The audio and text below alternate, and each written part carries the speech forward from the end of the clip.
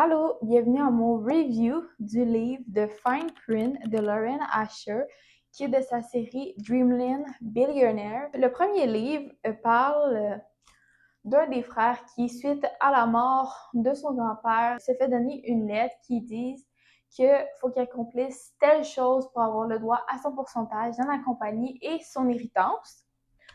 Donc, je trouve que l'histoire, c'est un peu genre Sunshine X Grumpy, comme tu vois que le gars a des feelings pour la fille bien avant que la fille, elle, en développe. Je trouve que le gars, il est comme directeur artistique pour un parc d'amusement comme Disneyland. Je pense que c'est un peu inspiré où toutes les parcs d'attractions dans le même genre. Il rencontre une jeune femme qui va l'aider à accomplir son objectif, puis en travaillant ensemble, ils se découvrent une nouvelle passion. Ben, il redécouvre une passion qu'il avait quand il était jeune, puis il se redécouvre un peu, puis il revoit la vie d'une différente manière, mais en même temps, sa relation avec son père a toujours été difficile, fait qu'il doute d'un peu de lui, de est-ce qu'il mérite l'amour, est-ce que l'amour en vaut la peine.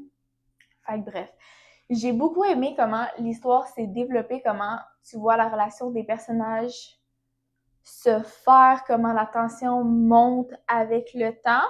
J'ai surtout aimé que, parce que les scènes de sexe dans ce livre sont quand même spicy, mais j'ai aimé que ça soit surtout à la fin.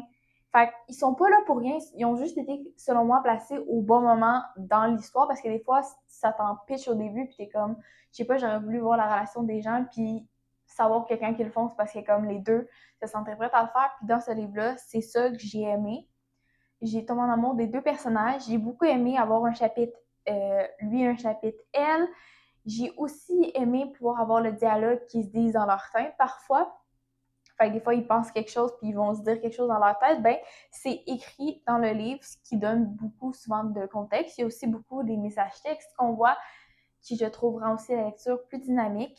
Mais bref, je l'ai adoré, vous le recommande fortement et j'ai donné un 5 étoiles sur 5 et j'avais bien hâte, après avoir fini lui, de lire le deuxième tome.